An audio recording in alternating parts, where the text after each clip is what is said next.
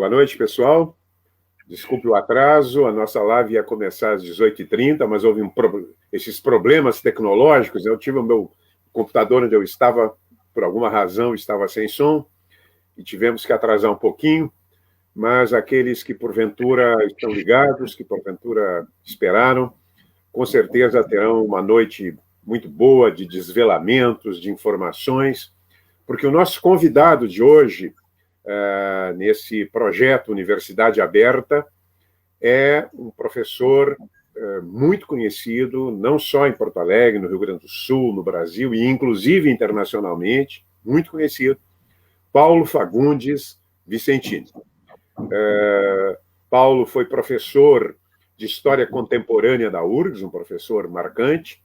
Eu tenho até orgulho de ter sido o primeiro editor, então editor da editora da URGS, publicar o seu primeiro livro, que era um livro, eu acho que era sobre a Segunda Guerra Mundial, né, Paulo? Exatamente. Paulo hoje tem mais de 30 publicações. Ele foi um dos fundadores, um dos boladores, junto com Pedro Dutra, da escola, da Faculdade de Relações Internacionais, prestigiadíssima, né? Inclusive de difícil acesso, é um dos vestibulares mais disputados aqui na Universidade Federal do Rio Grande do Sul. Ele tem dado palestras não só no Brasil, fora do Brasil, frequentemente em pontos assim, que, né, na academia, lá, militar, na escola superior dos militares, que tem um curso de doutorado em História, e ele é um especialista. Ele já viajou, um tempo atrás falávamos, ele já tinha conhecido, viajado, e não viaja por turismo, no sentido estrito do termo, para 65 países. É um conhecedor, principalmente, da China. Ele tem um livro, né, sobre o dragão chinês. É um conhecedor apurado da Índia, né, dos BRICS, todos eles conhece a África, e é um pesquisador. Ele está sempre lendo, eu sou testemunha, sempre lendo. E hoje eu o convidei para falar de um assunto genérico, amplo, não vamos pedir profecias aqui, mas que é o mundo atual e o mundo que virá, o mundo do pós-pandemia, né? O que ocorrerá? O que está acontecendo hoje? Que caminhos a gente pode deduzir que a humanidade seguirá nos próximos anos, após essa inesperada, surpreendente, quase apocalíptica pandemia que tem nos assolado, que ainda nos assola. Paulo, obrigado por ter vindo, e eu já começo te interquirindo, como se diziam antigamente, né, te fazendo uma pergunta. Em meio a essa pandemia, nós vimos uma espécie de aceleramento da cisão China e Estados Unidos, né, com participações periféricas da Rússia, da Europa. Estaria havendo uma nova Guerra Fria no mundo, como aquela que, no pós-guerra, tanto ameaçou a humanidade com guerra nuclear? Estaríamos, neste momento, assistindo ao germinar de uma nova Guerra Fria? Olha, evidentemente que a reação, quem começou a agir nesse sentido de quebrar um pouco com a própria globalização, foi o presidente Trump. Então, nós temos sempre uma visão meio folclórica, que ele é só uma pessoa medíocre, difícil, não sei o quê, mas, na verdade, ele tem uma lógica. O Trump é um sujeito que não é do establishment político, ele é um empresário. E a sua cabeça é uma cabeça de empresário. Então, para ele, mais do que questões muito ideológicas ou questões geopolíticas, estratégicas, ele é um sujeito que quer um resultado. Então, é como numa negociação comercial, quando a gente vai num lugar que tem que barganhar, aí chega uma hora que a gente chuta e diz: eu não vou comprar, eu vou embora. Não vou comprar, e o senhor não quer me dar nota, eu vou lhe denunciar, e não sei o quê. o que o cara quer? Ele quer uma redução de preço. Né? Então, a grande dificuldade que tem no mundo hoje é como acomodar a China nesse sistema mundial. Né? A China tem mais de 20% da população do planeta, ela é um país que já tem um percentual da economia mundial que já está quase em torno de 17%, ela cresceu muito, e ela quer um lugar. Né?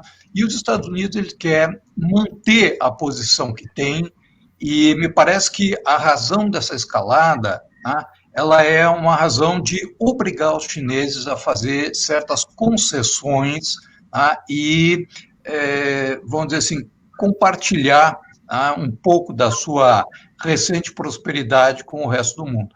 Tanto nas exportações para os Estados Unidos, aquela quantidade de títulos do Tesouro Americano que eles acumularam. Né? Então, tem uma série de coisas que não se fala e sempre se busca uma coisa um pouco de mídia. Né?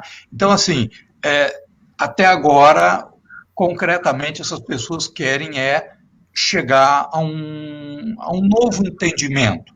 Agora, se a China vai aceitar ser um junior partner, né, se ela vai querer ser um aliado menor, vai aceitar uma posição como aqueles pequenos tigres asiáticos, acho que não. Tá? Então, eu recomendo, inclusive, a pessoa que está assim, se preparando para vestibular, para concurso, ou mesmo que tenha um interesse um pouco mais profundo, saiu no Economist e foi traduzido para o Estadão agora no final da semana, um artigo muito interessante do Economist sobre, afinal, o que a China está fazendo, como é que ela está reagindo a essa questão. Agora, a possibilidade de um encaminhamento irracional para as coisas sempre existe. Foi assim na Segunda Guerra Mundial. O Hitler ele não queria começar a guerra na Polônia. Foi uma ameaça que ele fez, né, e achando que iam ceder como cederam antes. E as coisas tomaram outro rumo. Então, existe um percentual de, vamos dizer assim, de irracionalidade que pode vir a dar uma guerra. Não é impossível.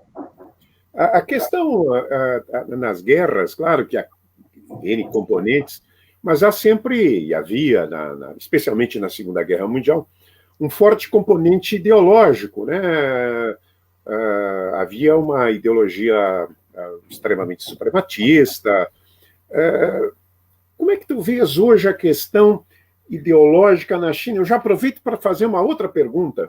Tu que acompanhaste a China, tem acompanhado há tantos anos. É um milagre econômico, me parece, quase sem precedentes, porque a China era um país onde havia fome, onde havia ciclos de fome, agora, até recentemente, e súbito, digamos assim, 30 anos, 40 anos, talvez possa precisar melhor isso, a China irrompeu com uma potência mundial extraordinária. Não é uma guerra ideológica, portanto, que está havendo entre Estados Unidos e China? Não, né? Vai estar sendo levantado nesse momento que é um regime que ainda é comunista, que é autoritário, que isso, que aquilo, que não respeita Hong Kong, etc. Tá? Agora, isso me parece parte do jogo, né? Você tem que criar uma narrativa para justificar as suas políticas, porque afinal, o governo da China é o mesmo desde aquela época, era aliado dos Estados Unidos. Em 71, os Estados Unidos se aproximaram, foi os Estados Unidos que levaram a China para o Conselho de Segurança da ONU, para o lugar que estava Taiwan, tá? Foram eles que fizeram os primeiros investimentos ali, depois dos japoneses também, tá? Só que a China ela tem um projeto. Agora, o que eu acho que catapultou muito isso, e eu acho que essa que é uma disputa que tem hoje, nós estamos vivendo uma terceira revolução industrial e um salto tecnológico inacreditável. Né? Assim, só pense o seguinte, quantas vezes a gente troca de celular, de computador, de programa, né, em curto espaço de tempo. Né? Então, se tivermos futuramente um museu dessa época, vai ter que ter salas e salas só de aparelhos de televisão que surgiram. Essa é uma TV plana, essa é uma Smart TV, e isso assim, em quantos anos? Né? a questão da gestão desse salto tecnológico é o que traz um problema. Ou seja, foi tentado por parte do Ocidente, quando estava caindo a União Soviética, a China estava se abrindo, né, economicamente, tentar fazer esse sistema de globalização, acelerar a globalização, né, e utilizar um sistema onde o Estado faria menor intervenção na economia. Curiosamente, a China ela fez uma abertura econômica, mas manteve um sistema político, tá, que alguns estão chamando de capitalismo de Estado. Tá? E que vamos dizer assim, ele teve uma capacidade de resposta, não tem a questão do convencimento da população. Veja só essa questão do Covid. Apareceu lá, tá? Os sujeitos deram ordens, para as pessoas ficarem em casa, etc., mandavam funcionários ir na casa das pessoas e tal, e as pessoas acolhiam isso porque é um sistema que existe lá, aliás, pré-comunista, inclusive, né, porque do Império também é aquela poder vertical. Tá? Então, eles conseguiram dar uma resposta mais eficaz, que passa aqui por questões que tem que ir para o Supremo, que tem que isso, que aquilo, convencer as pessoas, ver qual é a resposta que tem na mídia, etc. Então, mas fora do Covid, quer dizer, os desafios que surgem, por exemplo, com o mercado de trabalho. Tá?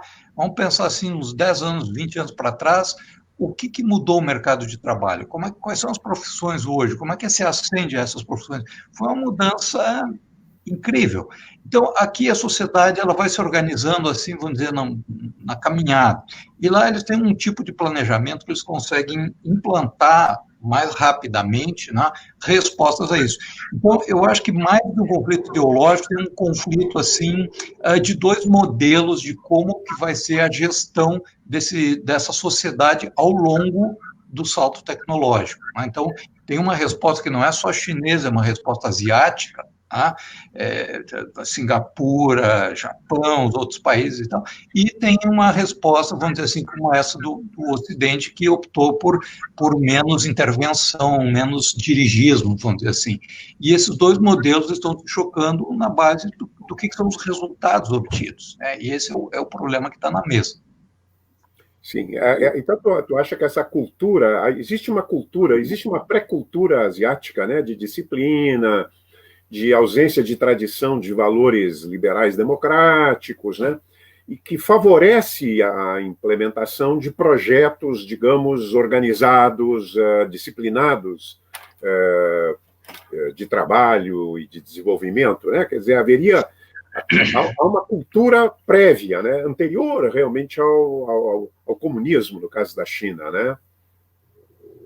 Sim, até uma questão por que lá ficou esse comunismo. Olha, na ótica, eu acho, do camponês mais simples, do homem simples, o comunismo, o Partido Comunista é só uma outra dinastia diferente que apareceu e que preenche uma estrutura onde o indivíduo não é o centro, tá? Ou seja, a coletividade é o centro. Tá? E é muito engraçado porque eles estão se internacionalizando muito. São centenas de milhares de pessoas que estudaram fora e receberam estudantes ou profissionais ocidentais que vivem na China e trabalham. No sul da China tem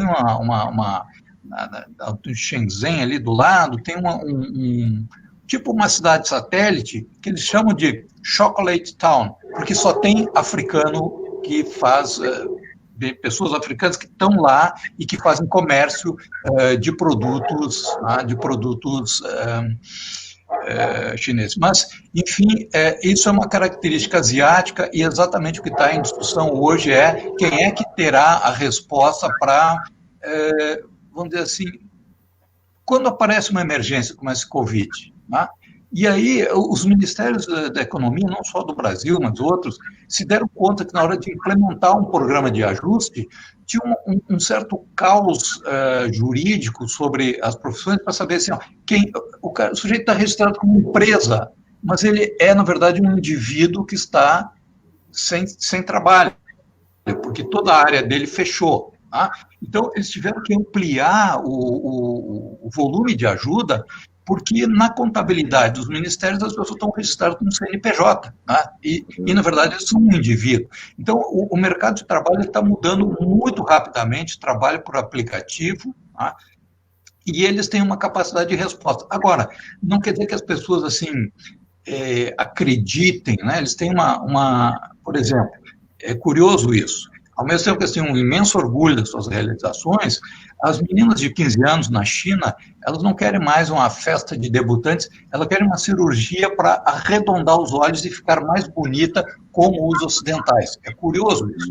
Agora, eles não querem ser tratados, vamos dizer assim, as pessoas em geral, eles não gostam de ser tratados como pessoa de segunda categoria, né? Eles querem ter um status semelhante, e tudo depende, a lealdade ao sistema não depende só assim, de uma coisa atávica. Eles têm uma ideia assim, enquanto esse sistema estiver distribuindo bem-estar social, melhorando condições de vida, eles vão seguindo. E é curioso porque, às vezes, eles fazem críticas, né, uma conversa assim, não gostam de muitas coisas que acontecem do governo, etc., né, mas, vamos dizer assim, se você começa a bater neles, não, aí eles para, vocês não podem falar mal da gente. É curioso isso. Perfeito. Paulo, a gente pode depois até voltar, e já temos perguntas aqui, o Otávio Friedrich perguntando, acho que tu já respondesse se era um modelo de economia capitalismo, comunismo, capitalismo de Estado, socialismo de mercado. Qual é a definição? Existe uma delimitação para o caso chinês? Olha, isso é um debate teórico assim, muito forte. Tem o Partido Comunista que mantém o controle, tem empresa privada, tem milionário, né? Eles permitem, então, inclusive, reestruturando, criando alguns incentivos para empresas privadas, mas, ao mesmo tempo, eles têm as células dentro das empresas, né, privadas, onde eles dão um rumo, né, e isso vai parecer uma estratégia para atrair investimentos estrangeiros. E já se foi longe aquele período que a China produzia produtos baratos, copiados e coisa assim. Eles têm tecnologias, como esse artigo aí que eu recomendei para vocês, que é sobre o Xi Jinping, a sua estratégia, né? Então, eles produzem desde uma havaiana genérica de $2 até um sapato italiano de couro finíssimo, tá? E eles vão fazendo uma internacionalização sem aquelas condicionalidades que o Banco Mundial, por exemplo, faz. Para dar um empréstimo, tu tem um catálogo de coisas que tu exige, né, do sujeito que vai tirar o empréstimo. Então, eles criaram mecanismos assim, muito eficazes e sem muita preocupação ideológica. Eles fazem negócio com qualquer um, mesmo quem está falando mal deles, né? E às vezes até países que não têm relações com eles, como, por exemplo, o Paraguai tem relação com Taiwan, né? Mas não tenha dúvida que 80% dos produtos que entram ali no Paraguai são chineses, né? Eles não têm esse tipo de... Agora, é uma forma, né, de abertura ao mercado muito original e que, olha, não, é difícil dar um nome e dizer que modelo é esse. Alguns dizem, esse é o modelo asiático, porque a Coreia do Sul não é muito diferente, etc. Agora, é um detalhe importante que eles têm essas condições políticas, né, de manter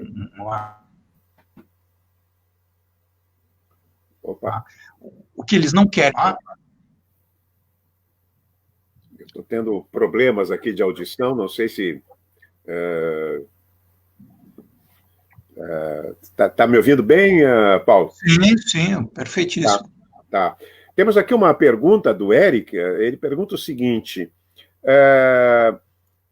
existe uma crise social mais grave nos Estados hoje, né? Nos Estados Unidos ou na China, na tua opinião? Olha, são coisas diferentes, né? Qual é o problema nos Estados Unidos? Nos Estados Unidos, a pessoa é muito responsável, né? Aquelas coisas, my choice, né? Isso é a minha escolha. Eu faço uma escolha, né? E vou escolher uma profissão, vou escolher um lugar, etc. Então, as respostas são muito centradas no indivíduo, né? E na China, vamos dizer assim, na China acontece o seguinte, a China viveu um momento muito dramático quando caiu a União Soviética. Foi até um pouco antes. A repressão da Praça da Paz Celestial foi decidida horas depois que houve a transição na Polônia. Houve uma mesa redonda, que é chamada na Polônia, onde se decidiu que o Solidariedade ia assumir o poder. Tá? Ou seja, eles estavam falidos economicamente, endividados, tá? E eles abriram para o Solidariedade e disseram, vocês vão resolver esse problema. E naquele momento eles bateu o sinal vermelho lá dentro e disse, olha, vai cair, isso aqui vai cair. Então, eles têm um medo muito grande, tanto é que eles marcam muito de cima. Quando aparece qualquer forma de oposição, e é isso que o governo está cuidando agora, eles tentam não só conter, porque eles sabem que só reprimir não adianta. Eles fazem uma contenção, mas eles criam mecanismos imediatamente para absorver. Por exemplo, com esse surgimento de um setor privado, eles abriram vamos dizer assim, uma cota dentro do partido para empresários. Tá? A pessoa que governa Hong Kong, o governador de Hong Kong, tá? Ele tem assento no Conselho de Estado, que é o órgão máximo, que é algo como um dígito, eu não me recordo, estava entre 7 e 9 pessoas que tomam as grandes decisões lá na China. Então, eles têm um processo permanente de ver, quando as pessoas começam a reclamar demais, por exemplo, da destruição ambiental, que estão começando a ter doenças e tal, né? Eles imediatamente começam um projeto para... assim, os primeiros que abrem a boca se dão mal. Tá? Mas eles imediatamente analisam e dizem, olha, isso aqui vai dar problema. Então, vamos dizer assim, eu acho que a civilização ocidental, os Estados Unidos, viveu numa zona de conforto, no sentido assim, sistêmico, ou seja, essas convulsões, dificuldades, elas são meio que uma coisa recorrente, tá? E atualmente, vamos dizer assim, talvez isso esteja se agravando com esses trabalhos por aplicativo, coisas que são muito difíceis de controlar, né? De manter a estabilidade, e estamos chegando num ponto que não se tinha. E na China, vamos dizer assim, eles marcam muito de cima isso aí, porque realmente 1989 foi um choque para eles, e a dissolução da União Soviética os assustou demais, né? Então, eles tentam, apesar de tudo, eles tentam se adaptar e ver o seguinte, eles têm lá um protocolo de sucessão, né? Então, não tem aquela coisa de, se os irmãos Castro morrem, o que acontece com Cuba? Lá não tem, eles vão ter um nome que tu nunca ouviu falar e que vai assumir com um programa, né? Porque tem um partido só, mas tem diversas linhas, tem setores que disputam, assim, tem uns setores mais liberais, inclusive em economia e política, e tem setores que querem mais para a esquerda, que criticam, mas tudo dentro do partido, e uma vez que se decide, tem que obedecer. Então, eu acho que eles têm um medo maior de uma quebra da autoridade, por exemplo, nos Estados Unidos, que frequentemente acontece esses levantes, quebra-quebra e tal, e depois a sociedade meio que absorve isso. E na China é tudo muito unificado, muito centralizado, e eles tomam um cuidado imenso com isso. Tu tiveste também, me conhece, escreveste sobre a Índia. A Índia também é um país de uma população gigantesca, de grande desigualdade. Como é que tu vês, como é que tu viu, e ao mesmo tempo, né, de febril atividade, né, também de muita riqueza, como é que tu vê a situação da Índia, desculpa? Eu acho que, no nosso livrinho sobre o dragão e tudo mais, a gente começou ali por uma amostra da diferença civilizacional. A China tem uma matriz confuciana completamente diferente da Índia. A China tende à padronização, à homogeneidade, ao respeito à autoridade, e assim vai. É uma cultura que está centrada nisso. E a Índia é exatamente o contrário. A Índia é o país da diversidade. Então, tu tem que ter um catálogo de quantas religiões tem na Índia. Ninguém sabe exatamente quantas religiões tem na Índia. Né? Castas, subcastas, línguas regionais. Né? Então, ao longo da história, houve várias Índias. Só houve uma China. A China nunca mudou. Eu gosto de dizer assim, sempre foi o mesmo CEP. Ela sempre esteve ali, mesmo quando ela foi dominada pelos mongóis. Os mongóis não sabiam nem o que fazer, ficavam lá em cima e mantiveram todo o corpo administrativo, a legislação estava funcionando. Agora, a Índia não, a Índia, cada invasão era um povo diferente, então o quadro da Índia é um quadro de diversidade que está blindado no sistema de castas. E eu vejo aí o problema maior, porque a China conseguiu fazer uma certa modernização, a legislação sobre a mulher e a família, depois a política de filho único, e dentro de 2 anos, não mais que isso, a Índia vai ultrapassar a China pela primeira vez na história. A população da Índia segue crescendo aceleradamente, enquanto a população da China já está envelhecendo. Isso é um grande problema, porque a Índia não tem território suficiente, ela tem um território muito menor que o da China, né? E ela é carente de recursos naturais, ela tem um sistema de governabilidade muito instável, né? Uma política de gabinete que ele só se sustenta porque a sociedade é muito fragmentada. Mas vejam que tem alguns indicadores que são sintomáticos. Tá? Há muitos anos atrás, vamos dizer assim, toda essa questão, por exemplo, da liberdade sexual, a Índia, ela tinha um controle sobre isso, os casamentos são decididos pela família, né? Eles aceitam isso, inclusive gente que estuda em Harvard, né? Então, eu tive quando estava dando aula na Inglaterra, tinha uma professora indiana que trabalhava no Banco Mundial, e ela foi lá fazer umas palestras e se hospedou naquelas casas que são divididas, né? E às vezes tinha problemas comuns, ela pode me ajudar a trocar uma lâmpada, sei lá o quê. E aí eu conversei com ela, bom, uma pessoa que morou a maior parte da vida nos Estados Unidos. Você casou com quem? Eu casei com quem a família decidiu. Eu quis fazer aquela coisa, pois é, né? E aí eles, vocês escolhem, mas nunca estão satisfeitos, né? Então, o que vocês estão falando? Né? Então, mesmo um setor moderno como esse, né, ele tem essa característica. Agora, a questão é que se tu não tem algum programa de equilíbrio de natalidade, tá, vai ser um problema, que as pessoas elas estão invadindo, os agricultores estão invadindo os poucos parques nacionais que tem, aí os tigres reagem, os elefantes reagem, é uma coisa que vai e chama atenção para um aspecto, quer dizer, a quantidade de notícias que a gente tem tido sobre estupros na Índia. Parece que de repente começou a acontecer. Então, era algo que na primeira vez que eu estive na Índia me avisaram o seguinte: eu disse, olha, até era o nosso embaixador que estava lá, ele disse assim: olha, isso aqui é o seguinte, ele está crescendo, está se desenvolvendo, mas tem esse sistema de castas que uma hora existe desigualdade social, mas existe uma cultura religiosa, existe uma série de coisas que seguram as pessoas. Então, assim, dificilmente vão te pegar com uma faca para te roubar o celular. Mas se a pessoa vê que tu saiu e esqueceu o celular no banco da praça, ele espera tu ir longe e pega e vai embora. Tá?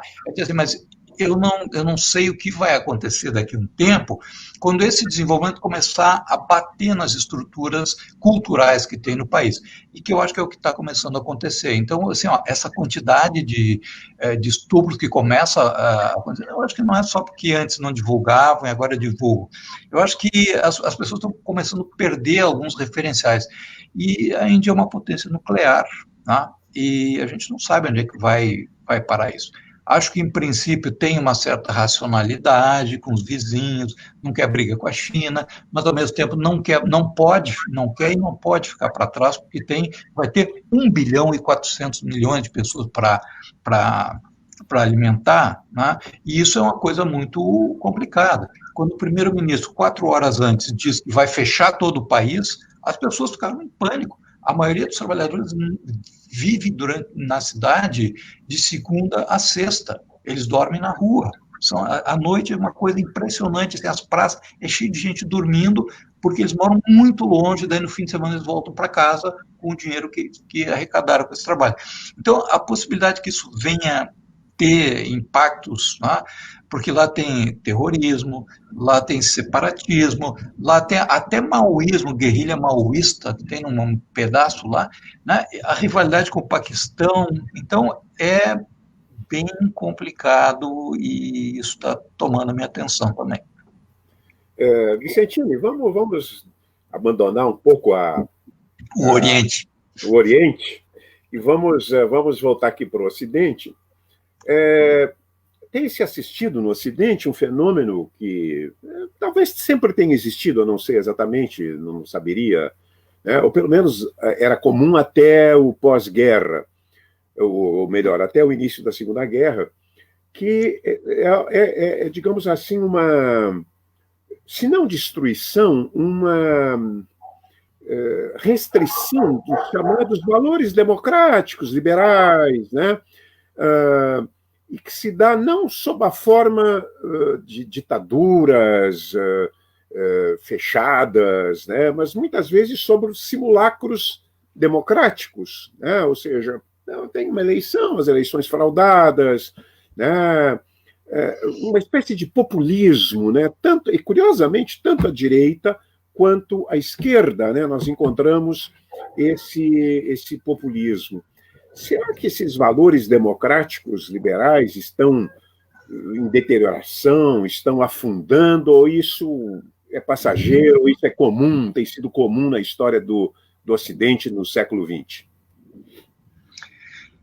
Eu tenho a impressão assim, que o modelo mais avançado desse sistema democrático, que seria democrático liberal, né, ele é um sistema anglo-americano. Né? Com certeza, ele veio dessa matriz, ele se desenvolveu diferente, por exemplo, da França, né? Onde sempre teve uma divisão muito grande no campo político, né? Mesmo sob regimes democráticos havia essa divisão. E eu acho que houve muita instabilidade quando a gente vê essa coisa da guerra, da Primeira e da Segunda Guerra Mundial. Houve uma instabilidade, um choque muito grande que foi resolvido com o quê? No início da nossa conversa hoje, a gente estava falando sobre a grande mudança tecnológica que está acontecendo.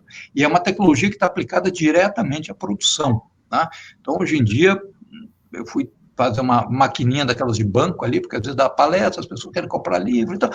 Aí, eles falam, professores, eles dizem assim, todo senegalês ali no centro, que vende toalha, vende fruta, eles têm essa maquininha, todo mundo tem. Tá? Então, isso aí é uma mudança tecnológica que impacta diretamente no emprego, na produção. Tá? E naquela época também houve uma transição chamada Fordismo, era um tipo de indústria e tal. E eu acho que a resposta... Por que os Estados Unidos, depois da guerra, trouxeram a Pax Americana?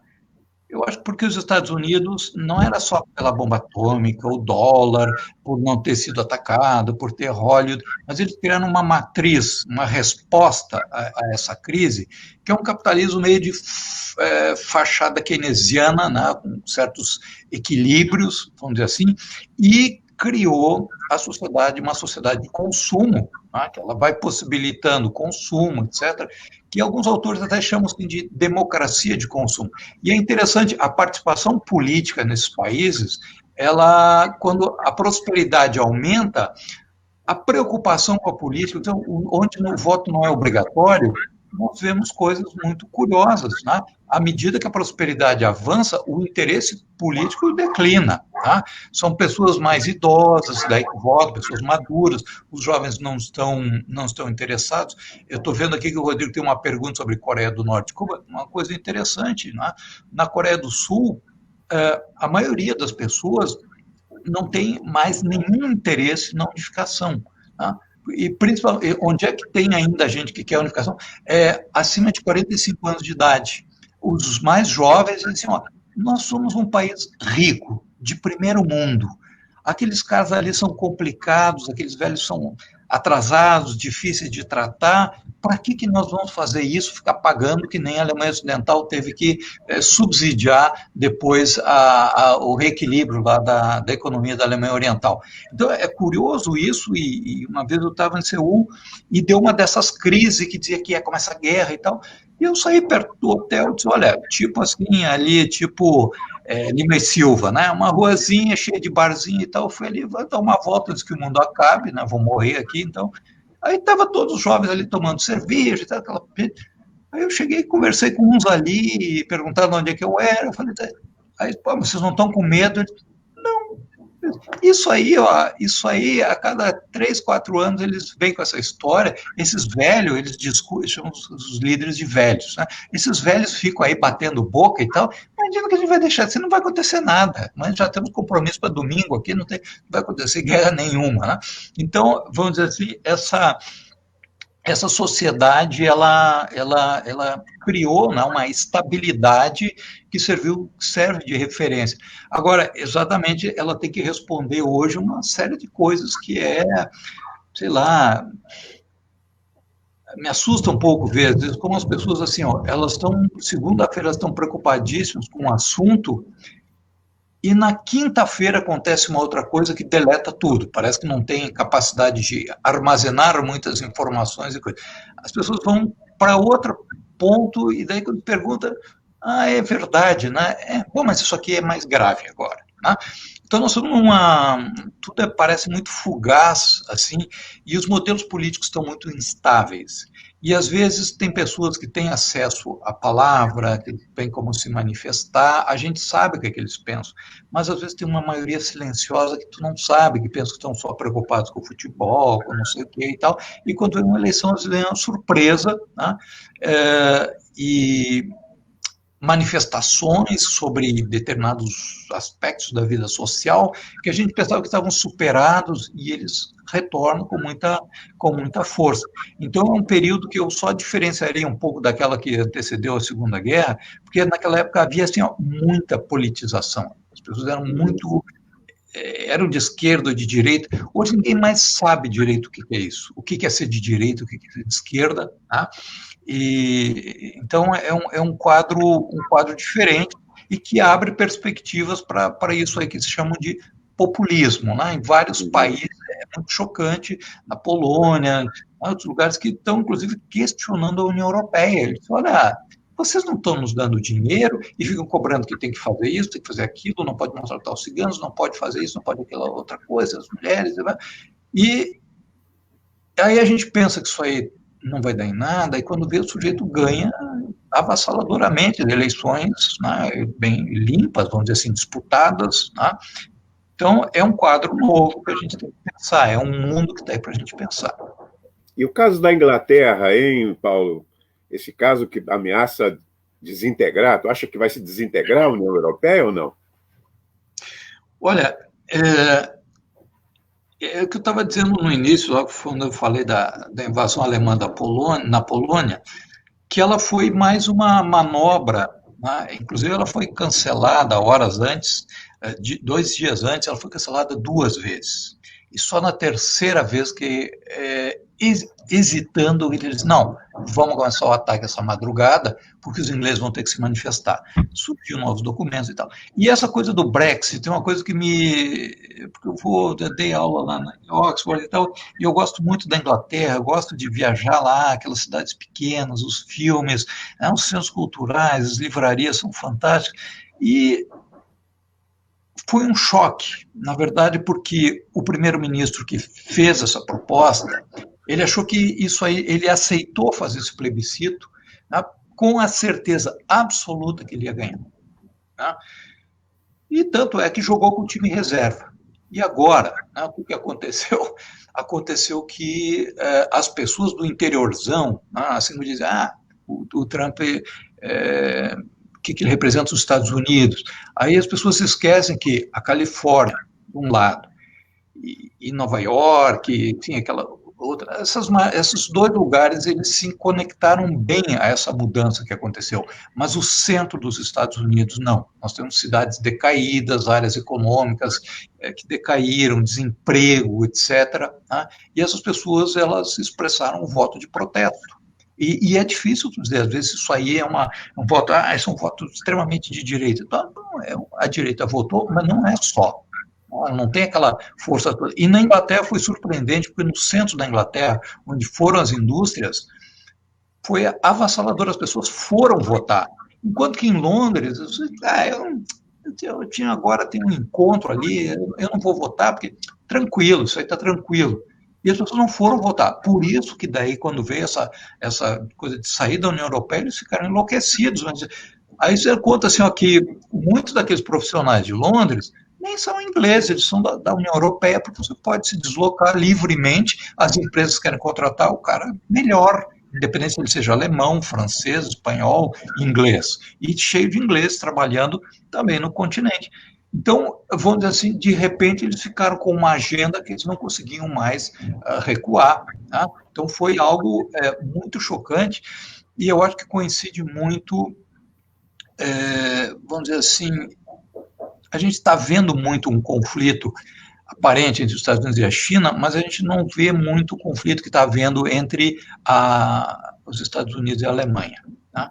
Aí, ó, entra assim, são também duas formas de gestão econômica, companhias tipo Boeing e Airbus, tá? Vários segmentos aí da indústria espacial, tecnologias de ponta, porque concorrem na mesma linha. E a União Europeia continental, ela até faz sanções, mas ela está muito ligada com esses países aí. Você quer ver carro alemão de luxo? Vai em Moscou, tá? Os milionários moscovitas, todos têm carros alemães de luxo. O alemão mesmo, às vezes, ele se contenta com um carro médio, ele não, um que o outro tem. Então, as indústrias que estão localizadas na China, em outros lugares. Então, eu acho assim que me parece que os Estados Unidos veem isso com maus olhos. Agora, 15 dias atrás, o Trump retirou 12 mil soldados da Alemanha, porque a Merkel não queria pagar mais, né? Eles querem que a Europa pague mais pelo custo da segurança de defesa. Tá? Então, ao mesmo tempo, começa a surgir essa situação, porque o país que está, principalmente quem está no euro, eles têm um Banco Central Europeu que impõe uma política. Tá? Então, essa coisa de criar um protecionismo para defender determinados segmentos sociais, de empregos e tal, só poder fazer se o país continuasse tendo o seu próprio Banco Central. Então, por isso que partidos, é curioso, mas eu tenho um partido mais à esquerda e esses partidos mais à direita, eles disputam a mesma faixa de eleitorado, que é o sujeito que está extremamente descontente com essas normas por cima, assim, vamos dizer, globalistas. Tá? Então, vai surgindo essa contestação e, olha, não tem sido fácil. E outra coisa que contribui para criar muito problema é porque eles tinham antes uma agenda de apoio ao imigrante, ao refugiado, muito calcado naquela coisa assim, gente que vinha do leste europeu, né? E aí, de repente, a coisa mudou de figura, tá? Porque essa coisa do refugiado ela virou uma indústria. Tá?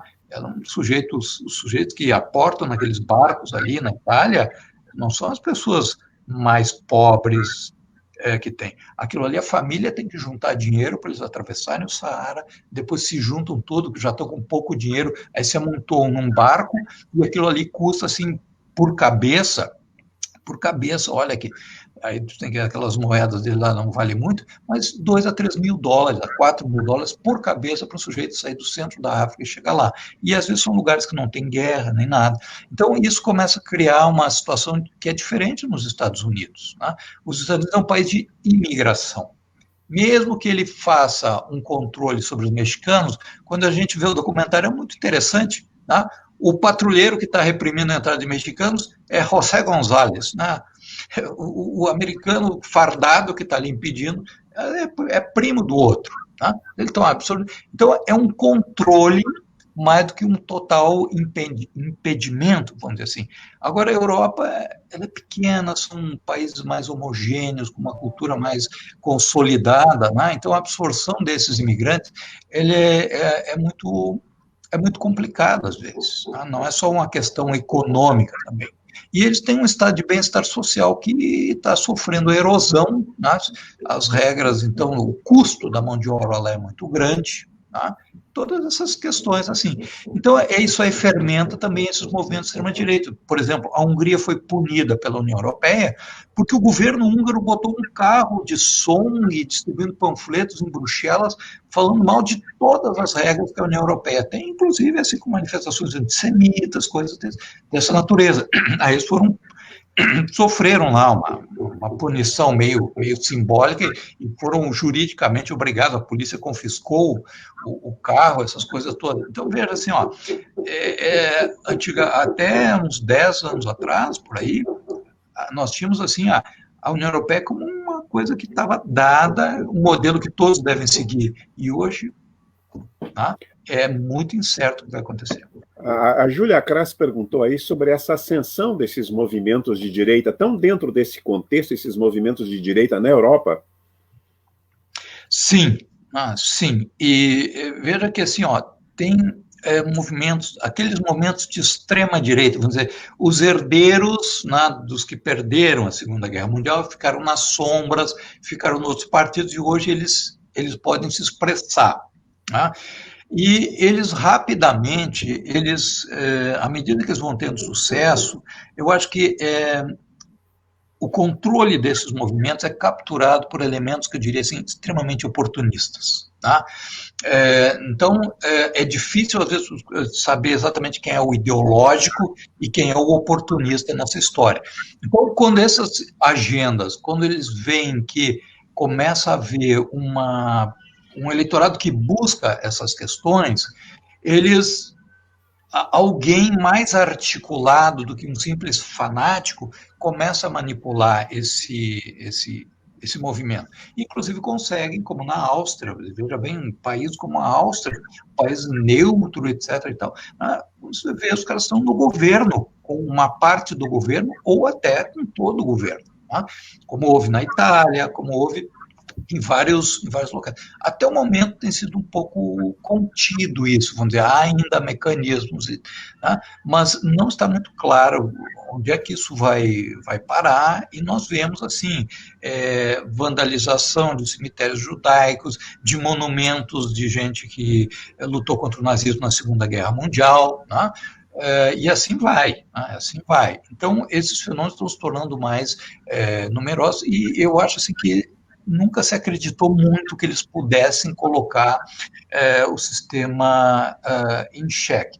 Volto a insistir, há mecanismos de controle, mas é um fenômeno assustador, né, e que aparece, às vezes, onde menos se espera, em países onde as coisas esse tipo de coisa não acontecia. Né?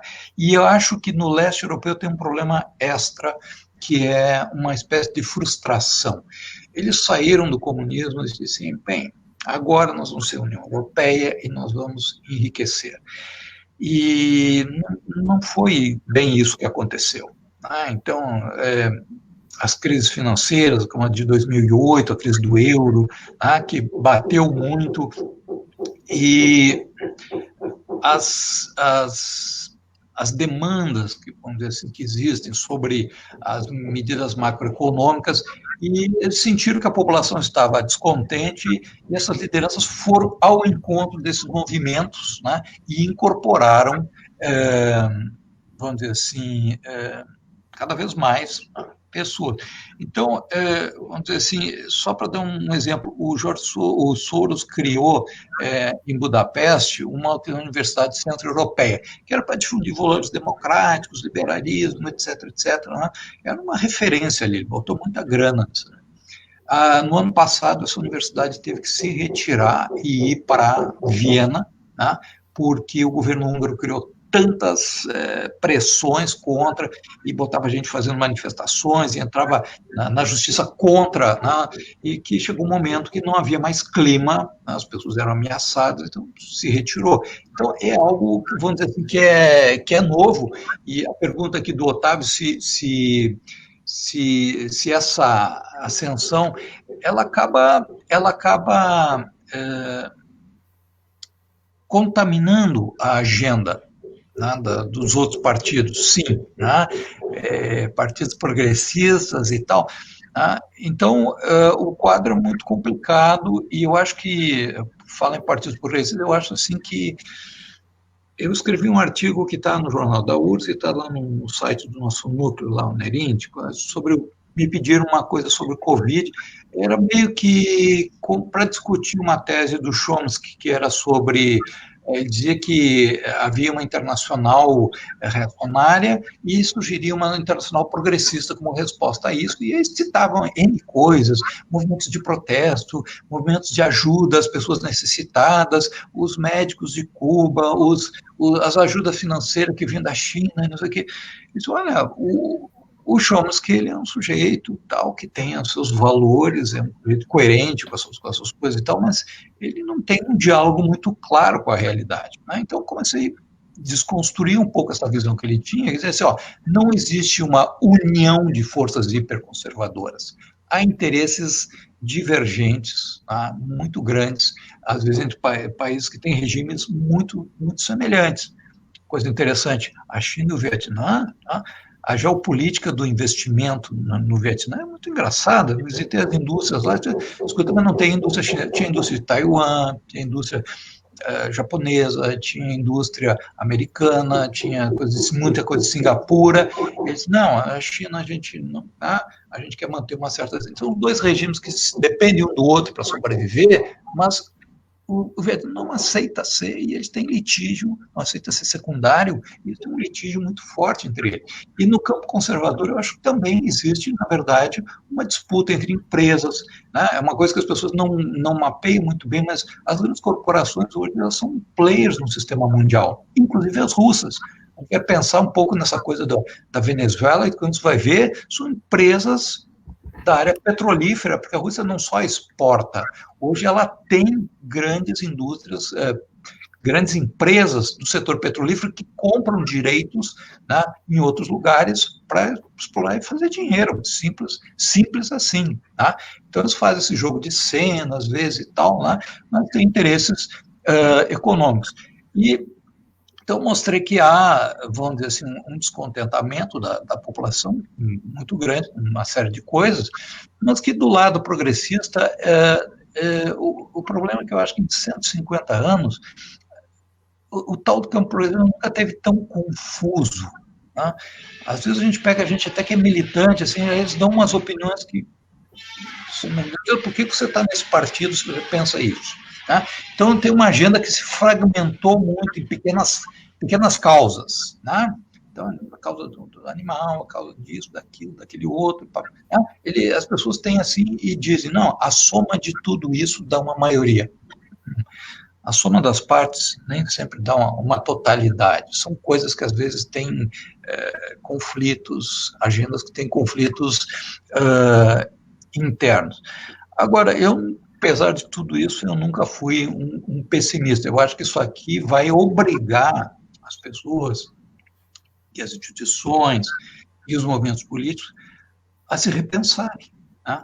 Então, eu acho assim, que está na hora de largar um pouco velhas certezas e tal, e começar a olhar o mundo como ele é, né? E ver que resposta pode ser dada a isso. E eu acho que, assim, como essa pandemia, por exemplo, ela nos traz uma série de problemas muito grandes que vão ser ligados, mas, ao mesmo tempo, eu acho que tirou muita gente da zona de conforto, né? Porque as pessoas têm um pensamento, olha, eu estou numa zona de conforto e vou me dar bem. Eu vou estar fora. O mundo pode estar meio ruim, mas eu vou estar numa atividade. De repente, a gente vê pessoas que eram assim, milionárias, e de um dia para o outro o setor dele deixou de ser relevante, tá? E nunca mais vai retomar exatamente como era antigamente. Então, eu acho assim que a mudança de um sistema, né, ele vai se desestruturando. Todos os sistemas ao longo da história, eles vão se desestruturando, os impérios, tudo isso, né, e vão surgindo outros. Tá? Mas esse é o processo de transição demorado, complexo e que permite mais a intervenção humana. Né? Ou seja, uma época da minha vida, eu estava caminhado para ciências exatas, no meu colégio, quando fazia colégio clássico científico, eu era o homem das matemáticas, fui fazer economia, e chegou uma hora e disse, não, eu vou para a área humanista, porque eu gosto exatamente dessa coisa incerta, da incerteza, né? 2 mais 2 é 4, mas no ser humano, 2 mais 2 não quer dizer que vai ser 4. Porque eu achei que tinha um campo maior para pensar, inovar as coisas. E eu acho que hoje está se abrindo um campo muito grande para repensar, né, os modelos sociais, não na base de clichês politicamente corretos, que num país X faz sentido, e no país Y não faz sentido. As culturas são diferentes, a globalização ela não acabou com o nacionalismo. O que nós estamos falando aqui toda noite? Sobre a volta do nacionalismo com toda a força, né? E quem não é, se faz, né? Para ter ainda uma audiência. Então, é normal isso, que tu tem um nível de internacionalização e depois uma tentativa de reequilíbrio, né? Que, claro, tu vai equilibrar num nível mais elevado do que estava antes, né? Não vai voltar a ser o que era. Né? O grau de interação que existe com as sociedades, com as outras, é muito grande, mesmo a China. Né? Então, ou seja, a preocupação do governo chinês em controlar, né, é uma preocupação que mostra que realmente existe um certo temor, né, de que ao inovar tanto, né, mesmo que tu controle, né, essa inovação, tu não sabe exatamente como é que as pessoas vão reagir ali adiante. Não sabe, porque realmente o mundo tem trazido surpresas muito grandes. Paulo, nós já estamos aqui há 1 hora, está ótima essa tua palestra, olha aí vários elogios, é um professor sensato, eu acho que os cabelos brancos te ampliaram a sensatez. Exatamente. O jovem Paulo que eu conheci era mais iracundo, mais radical. Descoberto, né? As coisas, né? Na verdade, eu estou pintando de branco, ele não é branco. Para parecer para dar mais respeito. Um historiador. Mas realmente as tuas análises são muito interessantes. Tínhamos ainda, porque tu tens também uma experiência da África, uma experiência da Rússia, do sistema russo, né? Que são sempre elementos interessantes. Tem dedicado a tua vida a estudar, né, essas questões que envolvem relações internacionais. Eu vou te cobrar para daqui a pouco, daqui a algumas semanas ou meses, fazermos uma live sobre a Segunda Guerra, porque tu és um grande especialista em Segunda Guerra, eu recebi, agradeço, tu me mandaste hoje o eixo e a União Soviética, deixa eu mostrar aqui, aqui na câmera, o eixo e a União Soviética na Guerra Mundial. E aqui estão a capa, né, célebre, né, Roosevelt, Stalin e Churchill, né, e eu vejo agora En Honneur, da Alexandre Rocha, uma homenagem a esse grande professor, né, um professor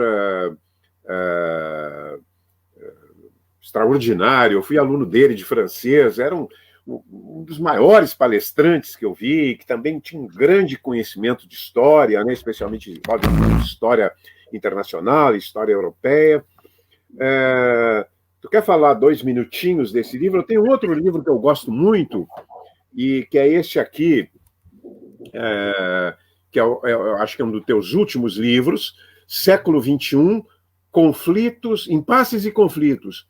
E eu me lembro que até esse livro termina tu perguntando assim, será que o Trump será caçado? Né? Mas muita gente tinha certeza, não, vai ser caçado, e tu põe em dúvida essa hipótese, e olha, pode ser que não, porque o futuro é sempre incerto e a política é sempre incerta. 2 temas, mas não vamos abrir mais, senão nós vamos começar a abrir. Eu vou deixar para a Segunda Guerra. Eu só quero isso, que me fale assim 1 minutinho o que é esse livro e por que o eixo que tem a ver o eixo e a União Soviética na guerra, essa relação, não é na Guerra Mundial, mas por que eixo e União Soviética, se eram inimigos? Esse ano nós teríamos, né, teríamos os 75 anos, né, de encerramento da Segunda Guerra Mundial.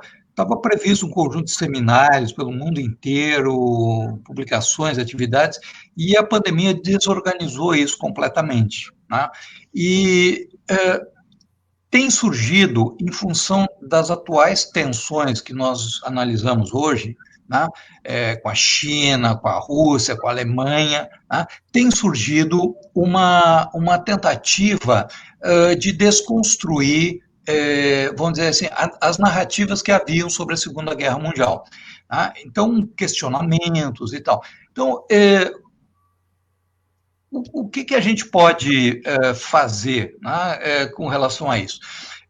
O professor Rocha deu um curso maravilhoso e o livro ele retoma para mostrar assim, quem eram os outros protagonistas. A gente sabe muito dos Estados Unidos, a gente sabe muito da Inglaterra, mas na verdade sabe pouco, né, dos outros. É um triângulo, na verdade, embora a União Soviética e os aliados ocidentais fossem juntos contra o eixo, a gente não sabe bem como é que se deu. E houve uma avalanche de publicações novas, de documentos que foram revelados, coisa que antes eram debates, foram esclarecidos na base de comprovação que surgiu, principalmente de arquivos russos, arquivos soviéticos que foram, como a questão do massacre de Katyn, né, dos poloneses. Então, vamos dizer assim, precisava alguém sistematizar isso aí, embora a gente tenha perdido os eventos sobre a guerra, o livro fez isso aí. E o outro, né, o outro livro sobre o século XXI é uma tentativa de compreender exatamente esse século que começou com uma determinada sinalização e que meses depois teve o 11 de setembro. Né? Então, uma série de conflitos, o terrorismo, a Rússia que meio que se reergue um pouco, a China que se torna uma potência. Né? E, então, o quadro, e aí foi escrito na época, tá, assim, com a eleição do Trump, que era uma coisa que as pessoas achavam que era impossível, porque o Trump ele não tinha o apoio da mídia, ele não tinha o apoio dessas corporações que estão mais vitoriosas na globalização. A CNN bateu nele, o Partido Democrata foi com tudo, e nem o Partido Republicano. Vejam que até agora a família Bush, por exemplo, não vota nele, e ele conseguiu vencer. Né? Conseguiu vencer e com todas as tentativas de impeachment foi em frente. Né? Então, essa é a realidade. O que podemos esperar do professor Vicentini em sua nova fase? Eu estou aí olhando essa realidade, analisando, né, e discutindo com todo mundo, né, o que a gente pode encontrar de caminho para o futuro. Né? Depois de um tempo, a gente quer deixar todo um conhecimento à disposição das pessoas para exatamente mexer essa argila que está mole agora e formatar um mundo novo.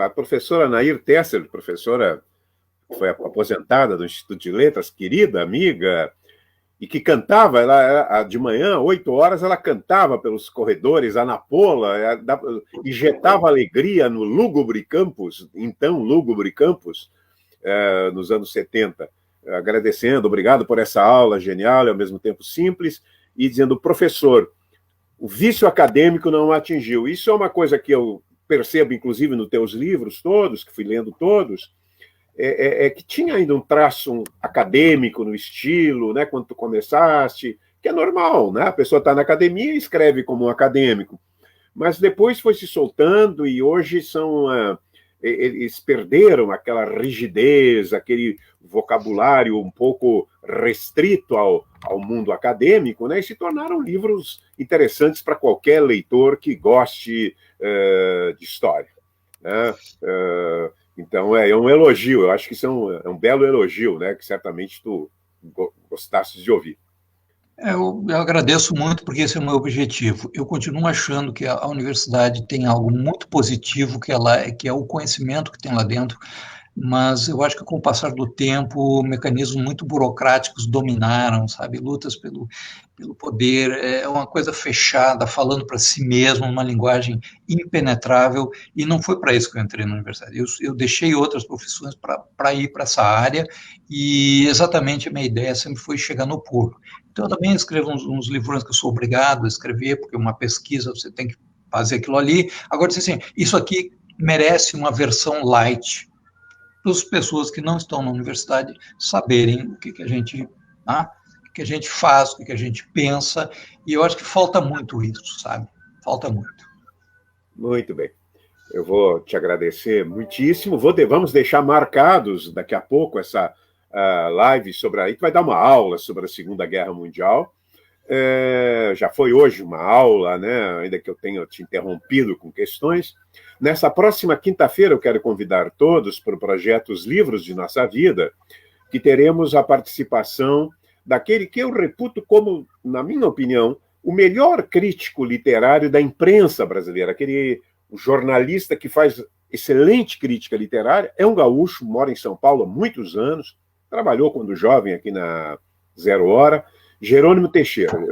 Eu gosto muito das análises, são análises penetrantes, são análises, ao mesmo tempo, serenas, para usar um adjetivo que por 2 vezes passou aqui, nos elogios, lembrando que aqui nos assistiu o Dr. Sidney, lá de Boston, nos assistiu e chegou à conclusão que realmente Califórnia e Nova York, com aquela vida, realmente também não tem que se votar, né?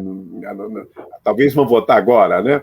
Mas o Jerônimo Teixeira estará aqui, por muitos anos ele foi o crítico literário da revista Veja. Eu muitas vezes comprava a Veja para lê-lo, né? Porque eram comentários sempre elucidativos, né? Claros, objetivos e baseados numa sólida formação literária. Hoje ele trabalha na revista Época.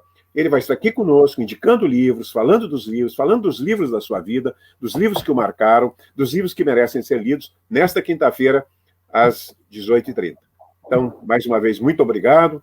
Boa noite a todos. Obrigado por terem esperado aquele início um pouco tumultuoso, que sempre ocorre com esses instrumentos, essa parafernália futurista, né, que temos na mão para nos comunicarmos, e, ao mesmo tempo, uma parafernália maravilhosa. Obrigado a todos, boa noite a todos. Obrigado. Boa noite, obrigado.